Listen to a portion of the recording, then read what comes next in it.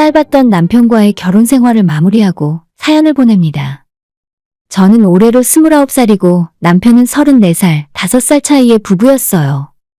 사실 정확하게 이야기하자면 제대로 된 결혼 생활은 시작해 본 적도 없습니다.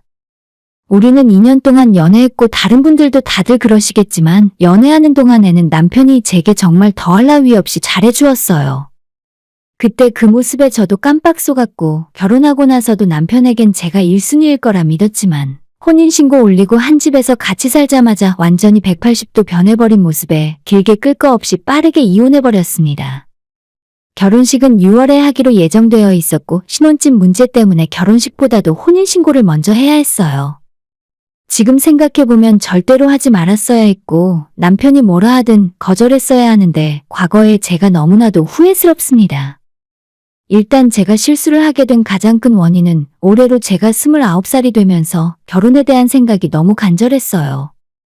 요즘 시대의 서른은 노처녀 축에도 못 끼지만 막상 제 친구들은 작년 재작년에 대부분 시집을 가다 보니 나만 혼자 서른이 넘을 것 같아서 마음이 급해졌어요. 아직 제가 결혼할 준비가 많이 부족한 걸 알고 있었지만 앞뒤 안 가리고 서두르다 보니 제 인생에서 돌이킬 수 없는 큰 실수를 해버린 것 같아요. 남편이 자기가 신혼집을 알아서 구해온다면서 전세나 월세로 시작하면 평생 집 한 채 못 사니까 낡고 오래된 집이라도 일단 있는 돈을 다 끌어모아서 집을 사야만 한다더라고요. 그게 바로 말로만 들었던 영끌이었어요.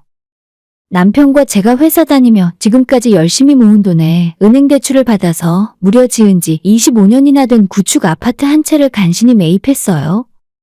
낡아빠진 아파트였지만 우리가 가진 돈으로는 어림도 없었고 대출까지 풀로 받고 나서야 겨우 잔금을 맞출 수가 있었죠. 그 과정에서 저는 남편이 하자는 대로 혼인신고를 미리 하게 되었고 은행에서 신혼부부 맞춤으로 시중보다 조금 더 싼 이자로 대출을 받을 수 있었어요. 저는 당시에 결혼하는 것만 생각하며 너무 기분 좋고 신나 있었고 남의 집에서 전세나 월세가 아닌 우리 명의로 집까지 생긴다고 하니까 앞뒤 안 가리고 일단 혼인신고부터 하고 말았습니다. 20평대 초반의 작은 아파트였는데 실제로 들어가서 살아보니 좁긴 좁더라고요. 짐이 들어가지 않을 때는 괜찮아 보였는데 가구나 가전제품이 들어가다 보니 조금 답답한 느낌이 많이 들었죠. 단점만 있는 건 아니라 그 전에 살던 사람이 3년 전에 한번 싹 다 리모델링을 해서 그런지 생각보다 지저분한 느낌은 아니었고 그럭저럭 살만했어요. 남편이 혼수도 그동안 자기가 혼자 자취하면서 쓰던 물건들을 다 가져오고 둘이 살기에 꼭 필요한 것만 저렴하게 맞추자고 해서 냉장고랑 에어컨 세탁기 정도만 사도 우리에게 혼수는 충분했습니다. 소파도 하고 싶고 침대도 큰 걸 놓고 싶었는데 어차피 집이 좁아서 많은 걸 할 수는 없었습니다. 우리 두 사람 결혼 생활 시작부터 좋다고 생각했고 남편도 저도 평소에 사치를 부리는 타입이 아니라서 앞으로 돈 잘 모으고 행복하게 살 줄로 알았습니다. 집은 3억이 조금 넘었는데 남편이 결혼 전에 모아둔 돈이 7천 정도 있었고 저는 5천만 원 모아놓은 상황이었죠. 제가 집 사는데 3천만 원 보태고 혼수로 구입한 에어컨, 세탁기, 냉장고 다 합쳐봐야 600만 원 정도 들었습니다. 우리 돈 1억에 대출 2억 받았고 적지 않은 돈이었지만 같이 살면서 둘이 열심히 갚아나가기로 마음을 먹었어요. 할 거 다 하고 나서도 저한테 1,000만 원이 넘게 남아있었는데 남편은 그 돈은 제 비상금으로 쓰라며 쿨하게 나오더라고요. 원래 결혼하면 여자가 돈이 좀 있어야 한다더라. 나중에 달라고 안 할 테니까 당신 마음대로 써. 그래서 저는 그 돈을 어디에 써야 하나 고민하다가 재테크를 할 겸해서 금은방에서 24K 금을 사두려고 마음을 먹었어요. 예전부터 저는 명품 가방 같은 일에 쓸데없는 사치 부리는 것을 좋아하지 않았어요. 사회생활 시작하고 제가 돈을 벌기 시작하면서도 또래 친구들이 좋아하는 명품 가방이나 비싼 유럽 해외여행에는 전혀 관심이 없었습니다. 비싼 가방을 들어봤자 혼자 있기 좋아하는 제가 그걸 들고 나갈 만한 자리도 별로 없을 뿐더러 해외여행은 예전에 친한 친구가 하도 같이 한번 가자고 해서 동남아 여행을 갔다 온 적이 있었는데 음식도 입에 안 맞고 내 돈 쓰면서 4박 5일 내내 고생만 실컷 하다 온 기분이라 그 뒤론 갈 생각도 안 합니다. 차라리 강릉이나 태안바닷가 같은 국내 여행을 당일치기로 가거나 큰 마음 먹고 1년에 한 번 정도 제주도로 가는 것이 저는 훨씬 편하고 좋아요. 옷도 별로 안 사고 돈 쓸 일 자체가 거의 없다 보니 월급 받으면 기본 생활비 빼고 남는 돈은 전부 적금을 들어버렸죠. 제가 주식도 할 줄 모르고 코인 같은 건 무서워서 해볼 엄두도 못 냅니다. 주변 남자 동료 직원들이 그런 걸 하다가 돈을 많이 날렸다고 해서 저는 처음부터 할 생각도 전혀 없었어요.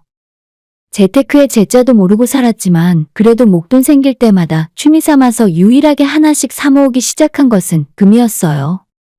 귀금속을 다 좋아하긴 하지만 다이아 액세서리는 쳐다본 적도 없고 그냥 예전부터 단순한 금이 좋았어요. 그 노란 빛깔을 눈으로 보고 있기만 해도 기분이 좋고 부자가 된 듯한 느낌이 들었습니다. 그래서 직장 생활 시작하고 돈을 벌면서 여윳돈이 생기면 가장 먼저 했던 것이 금을 조금씩 사서 모아두는 것이었어요. 비싼 음식은 먹을 때는 좋지만 어차피 소화되어 사라져버리고 백화점에서 좋은 옷이나 가방을 사더라도 언젠가는 유행 지나면 입기 힘들어지고 낡아서 해져버리면 그 가치가 떨어지는 것이 싫었습니다. 심지어 변하지 않는다는 다이아조차 살 때 가격이랑 팔 때 가격이 너무 크게 다르죠. 하지만 다른 건 몰라도 24K 순금은 귀걸이, 반지, 목걸이 뭐든 하고 다녀도 촌스럽지 않은 액세서리 용도로 쓸 수도 있고 시간이 아무리 지나도 원래 가치가 떨어지지 않고 오히려 가격이 점점 오르잖아요. 돈 모일 때마다 비상금으로 한 돈씩 사두었다가 그게 모여서 처음으로 5돈짜리 팔찌를 했을 때 정말 기분이 너무 좋았고 또 그게 한 냥이 되고 두 냥이 되면서 조금씩 부자가 되어가는 기분이었어요. 물론 은행 적금 통장엔 훨씬 많은 돈들이 있었지만 그건 그냥 핸드폰 화면에 찍힌 숫자에 불과했고 몇백만이건 몇천만 원을 모으던 그 돈은 별로 감흥이 없었어요. 금덩어리는 기껏해야 두 냥을 돈 주고 사려면 1,000만 원도 하지 않지만 큰 금덩어리를 보고 있으면 기분이 좋아지고 통장에 들어있는 돈보다 그게 훨씬 더 크게 느껴졌어요. 그래서 결혼 준비 다 해놓고 남편이 제 맘대로 쓰라 했던 돈으로 금을 더 사야겠다 싶었습니다. 제가 지금까지 갖고 있는 금을 전부 살펴보니 한 냥짜리 팔찌 하나랑 한 냥 반짜리 목걸이가 있었죠. 어떻게 할까 고민하다가 어차피 결혼한 김에 남편이랑 디자인을 맞춰서 세트로 하면 참 좋겠다는 생각이 들었습니다. 제가 가진 금을 다 녹여서 두 냥 반짜리 팔찌를 맞춰 남편에게 선물하고 저는 같은 디자인으로 한 냥짜리 팔찌를 만들어서 차고 다닐 생각이었죠. 어차피 결혼하면 내 돈이 곧 남편 돈이나 마찬가지니까 일단 선물해줬다가 나중에 필요하면 팔아서 다른 곳에 쓰면 되니까요. 남편에게 이와 같은 사실을 이야기하고 당신은 어떻게 생각하는지 물었는데 제 이야기를 곰곰이 듣고 있던 남편이 하는 말은 제 예상과 달랐어요. 순금 팔찌? 그건 좀 너무 촌스럽지 않나? 근데 당신이 지금까지 금을 그렇게나 많이 모아놨어? 차라리 그거 우리가 하지 말고 결혼식 하고 나면 8월에 우리 엄마 생일이잖아. 그때 그거 녹여서 우리 엄마 금목걸이 하나 해주는 게 어때? 당신이 엄마한테 그런 큰 선물 드리면 시집살이 걱정 없이 살 수 있겠다, 그치? 저는 순간 제가 뭘 잘못 들은 줄 알았어요. 혹시나 하는 마음으로 혹시 우리 집 구할 때 어머님이 돈 보태주신 거야? 라고 물어봤는데 그건 절대 아니라고 하네요. 애초에 집안 도움받을 생각은 처음부터 없었고 시댁 쪽이 경제적으로 그리 넉넉한 상황은 아닌데다 저희보다 2년 먼저 결혼한 남편의 친형도 집안의 도움을 하나도 못 받았다고 들었거든요. 우리가 결혼하고 집 사는데 아무런 도움도 못 받고 지금까지 시댁에서 뭐 하나 받은 것도 없는데 제가 왜 내금을 어머님한테 드려야 하냐 물었죠. 우리 집에 돈 없는 건 너도 이해해야 돼. 엄마 아빠가 나랑 형 키우느라 고생하셔서 그런 거지. 덕분에 우리가 결혼해서 잘 살게 되었잖아. 환갑 때 그 정도 보답은 해드려야지. 남편이 뻔뻔한 얼굴로 이런 소리를 하는데 제가 뭐라고 대답을 해야 할지 모르겠더라고요. 자기 엄마 고생 많이 했다는 소리를 왜 결혼식도 안 올린 저한테 하고 있는지 진짜 어처구니가 없었습니다. 시댁 쪽의 아버님은 술 드시고 놀러 다니면서 가정에 소홀했고 어머님 혼자 일하고 돈 벌어서 아들 둘 키우셨다는 건 남편에게 몇 번이나 들어서 이미 알고 있어요. 그런데 그게 뭐 어쨌다는 말인가요? 내 남편 지금까지 잘 키워주셔서 감사하다고 제가 금덩어리라도 사서 선물을 하는 것이 맞는 일인가요? 남편이 자기 돈으로 자기 엄마한테 금덩이를 사주던 다이아몬드를 사주던 제가 알 바가 아닌데 왜 결혼식 올리기도 전부터 제가 그동안 모아놓은 금으로 시어머니 생신 선물을 하자는 건지 모르겠어요. 저는 당연히 단칼에 싫다고 왜 내가 오빠네 엄마한테 생신 선물을 해야 하냐고 물었습니다. 오빠 엄마만 고생하면서 살았어? 우리 엄마도 고생 많이 하셨는데 왜 내 돈으로 어머님한테 효도하려는 건지 진짜 모르겠네. 아직 식은 안 올렸지만 혼인신고까지 끝난 사이고 법적으로는 어머님과 가족이 된 게 맞죠. 그런데 기껏해야 얼굴 3번 본 게 전부고 그분들이 나한테 예쁘다고 양말 하나 사준 적 없어요. 어차피 남편이랑 제가 금팔찌 만들어서 차고 다니는 건 우리 부부 공동재산이니까 돈이 급하면 팔아서 쓸 수도 있죠. 제가 남편에게 어머님 드릴 이유 없다고 내가 이 정도 사모으는데 몇 년이 걸렸는데 지금 금값 한 돈에 얼만지나 알고 어머님께 드리자는 건가 싶네요. 정말 말도 안 통하고 그때부터 다시는 이 문제로 대화 자체를 하고 싶지 않았습니다. 혼인신고 올린 이후로 남편이라 부르고 있긴 하지만 아직 우리 결혼식도 안 올렸고 대출 때문에 혼인신고만 빨리 한 것에 불과하거든요. 우리 결혼하면서 이것저것 생략하다 보니 예물도 제대로 못하고 넘어가는데 순전히 좋은 마음으로 남편에게 금팔찌라도 하나 채워주고 싶었을 뿐이었습니다. 그런데 이런 반응을 보니 내가 쓸데없는 이야기를 꺼냈구나 싶더라고요. 우리가 5살 차이 나기 때문에 연애하면서도 남편이 저를 애취급하며 아끼는 느낌이 조금 있었어요. 근데 결혼 준비하면서 제가 현금을 좀 갖고 있고 모아둔 금까지 있다고 하니 그때부터 저를 보는 눈이 약간 바뀌는 것 같았어요. 일단 이 문제에 대해 서로 감정이 격해지는 것 같고 더 이상 돈 문제 때문에 싸우기 싫었습니다. 내가 몇 년 전부터 취미로 조금씩 모아오던 금이라 설명하고 제게는 이것이 단순한 액세서리 이상의 큰 의미를 갖는다고 말했죠. 재테크의 의미도 있으니 당신이 목걸이 하기 싫으면 그냥 내가 갖고 있겠다고 했는데 남편은 그래도 포기하지 않고 계속 시어머니한테 금목걸이 만들어서 주자더라고요. 금 2냥이건 3냥이건 돈으로 해봐야 큰돈도 아니라면서 어차피 조금 있으면 결혼하는데 시어머니 환갑날 금목걸이 걸어주는 며느리를 상상해보라 하네요. 얼마나 자기네 친척들이 저를 멋지게 보고 첫인상부터 예뻐하겠냐고 이야기하는데 그 말을 들으면서 소름이 돋았습니다. 뻔뻔하게 돈 내놓으라는 이야기를 너무 진지하게 말하고 전혀 말이 안 통하는 눈빛을 보면서 내가 알던 그 사람이 맞나 싶었죠. 괜히 우리가 이것 때문에 싸우기 싫다.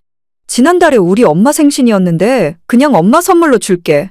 앞으로 이 문제로 더 이상 이야기하지 마. 괜히 싸울 바에는 잊어버리고 살자는 소리였는데 남편은 제 말에 갑자기 화를 내더니 그걸 왜 장모님한테 드리냐고 저보고 미쳤냐 하더라고요. 지금까지 2년 사귀면서 의견 충돌을 하거나 다투고 싸운 적은 있어도 남편이 제 앞에서 큰 소리 친 적은 단 한 번도 없었기 때문에 많이 놀랐습니다. 사실 저도 친정엄마한테 드릴 생각은 전혀 없었습니다. 남편이 말도 안 되는 소리를 자꾸 하니까 금 때문에 싸우게 되는 것이 싫을 뿐이었어요. 크게 보자면 별일도 아닌 건데 이걸로 서로 서운함을 느끼고 사이가 멀어지느니 그냥 다 없던 일로 하고 넘어가고 싶었죠. 하지만 제 앞에서 소리를 지르고 진심으로 화를 내는 남편을 보면서 큰 실망을 하게 되었고 이 결혼을 진짜 하는 것이 맞는 건가 처음부터 다시 생각하게 되더라고요. 그 뒤로 서로 기분 나빠서 한동안 말도 안 하고 지냈습니다. 저희 연애할 때는 남편이 이 정도로 효자인 줄도 전혀 몰랐거든요. 데이트하다가 어머님한테 전화 오면 귀찮다고 받지도 않았고 오히려 제가 걱정되어서 어머님께 무슨 일 생긴 거 아니냐고 전화 한번 해보라고 해도 나중에 한다면서 무시하던 사람이에요. 집도 회사랑 그리 멀지도 않으면서 집에서 살면 엄마한테 잔소리 듣기 싫다고 굳이 회사 근처에 자취방 얻어놓고 평일엔 집에도 안 들어가면서 자취하는 사람이었죠. 명절에도 자기 집은 차례제사 안 지낸다면서 바다 보러 놀러 가자고 하길래 우리 집은 명절 지내니까 나는 집에 가서 엄마 도와줘야 한다고 하면 크게 실망했어요. 그렇게 효자면 명절에 부모님이랑 함께 보내야지 왜 저한테 여행 가자고 했을까 싶네요. 제가 2년 동안 지켜보면서 효도하는 꼴을 한 번도 못 봤는데 갑자기 결혼한다니까 이제 와서 엄마한테 미안한 마음이라도 들었는지 왜 이렇게 변해버린 건지 모르겠어요. 효도가 하고 싶으면 자기 돈으로 지 스스로 할 것이지 왜 제 돈으로 저보고 대신 효도하라는지 진짜 생각할수록 어이가 없고 화가 났습니다. 제가 생각을 잘못한 건가 싶어서 주변 사람들에게 상황 설명을 하고 곧 결혼할 시어머니 환갑잔치에 금목걸이를 내가 선물해 주는 것이 맞냐고 물어보니까 다들 제 이야기 듣고 남편 보고 미친놈이라고 해요. 세상에 마누라 금목걸이 뺏어서 엄마한테 가져다 주고 그게 효도라고 할 사람이 어디 있냐면서요. 아직 결혼식도 안 올렸으니 우리가 헤어지게 되면 이혼이라고 하는 것이 맞는지도 모르겠고, 주변에 결혼식 올린다고 청첩장까지 다 돌렸고 대출까지 받아서 아파트까지 사놓은 마당에 막상 헤어지려고 마음먹으니 어디서부터 어떻게 해야 할지 막막하기만 했습니다. 친정부모님에게도 이런 이야기를 했다가는 엄청 화내실 게 뻔한 일이라서 말도 못했고, 남편과는 냉전으로 서로 대화도 잘 안 하는 상태로 시간만 계속 흘러갔어요. 그렇게 껄끄럽던 와중에 시댁에서 같이 저녁 먹자고 저희를 초대한 적이 있었는데, 그 자리에서 남편이 저한테 한마디 상의도 없이 이런 이야기를 불쑥 꺼냈습니다. 엄마, 환갑 선물 뭐 갖고 싶어? 우리 지영이한테 금이 좀 있는데 그걸로 팔찌나 목걸이 해드릴까?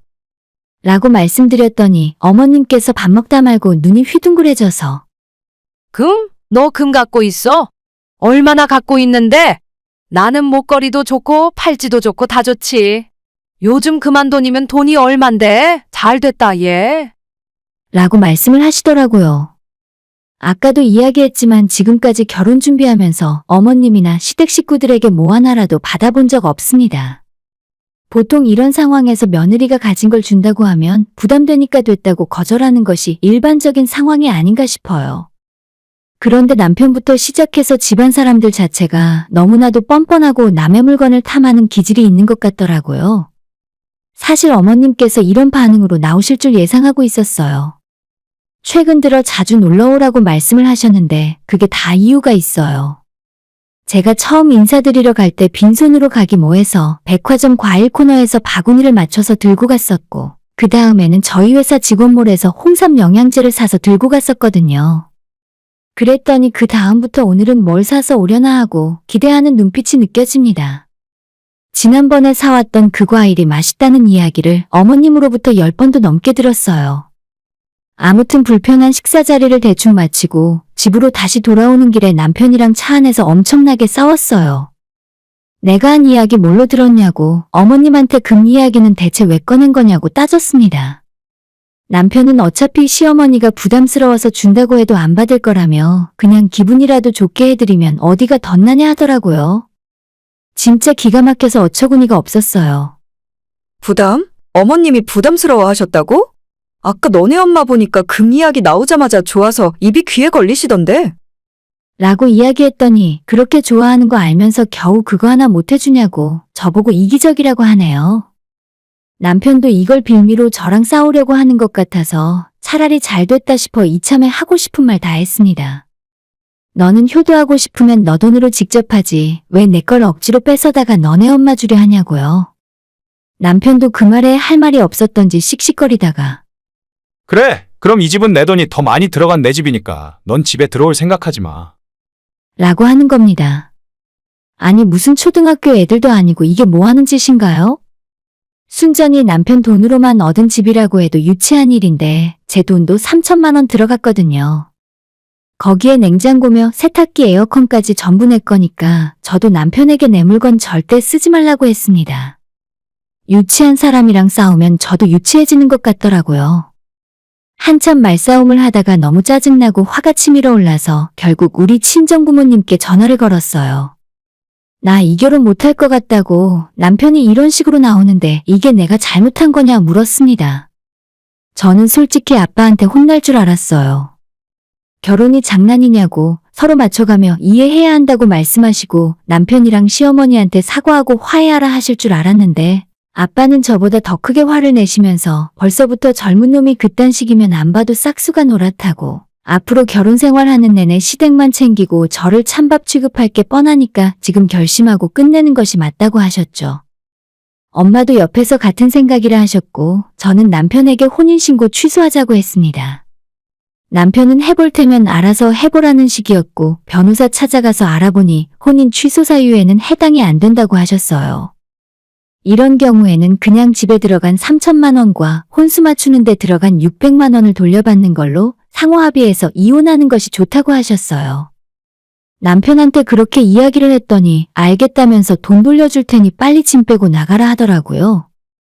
남편 놈은 끝까지 자존심 부리면서 저보고 후회할 거라고 그런 정신머리로 어느 집에 들어가서 예쁨 받는 며느리 노릇을 하고 살겠냐 하네요. 결국 결혼식은 해보지도 못하고 졸지에 29살의 이혼녀가 되어버렸어요. 서로 이혼하는 과정에서 남편에게 돈을 돌려받자마자 제가 짐을 빼고 나왔고 그 후로 일주일쯤 지났을 때 남편에게서 갑자기 전화가 걸려오는 겁니다. 이제 화 다 풀렸어? 일단 내가 다 잘못했다고 치자. 그러니까 너도 그쯤하고 집으로 다시 들어와. 라고 말하는데 이 사람은 아직도 상황 파악을 못하고 있구나 싶었습니다. 무슨 소리야? 내가 다시 돌아갈 생각이었으면 짐 빼고 나오지도 않았어. 남편은 저보고 너무 생각이 어리고 이기적이라고 하는데 지나가는 사람 다 붙들고 물어보라고 지금 너랑 나 둘 중에 누가 헛소리를 하고 있는지 알긴 하냐고 대답하고 전화 끊어버렸죠. 내 돈으로 효도하려다가 잘 안 되니 이혼하자 하고 이제 와서 용서해 줄 테니 집으로 다시 돌아오라고요? 제가 좋게 대하니까 완전 호구인 줄로 알았나 봐요. 괜히 대출 때문에 혼인신고를 먼저 하는 바람에 이혼녀 딱지만 생겨버렸지만 그래도 그게 무서워서 결혼식까지 계속 진행했다가는 지옥불에 제 스스로 걸어 들어가는 꼴이었다고 생각해요. 언젠가 제가 다른 사람 만나서 다시 시집갈 수도 있겠지만 그때까지 부모님께 많이 효도해야겠다는 생각이 들었어요. 본인 부모님한테 하는 효도는 남의 돈이 아니라 자기가 직접 하는 거죠. 오늘의 사연은 여기까지입니다. 구독과 좋아요, 알람 설정 부탁드려요. 다들 행복하시고 좋은 하루 되세요.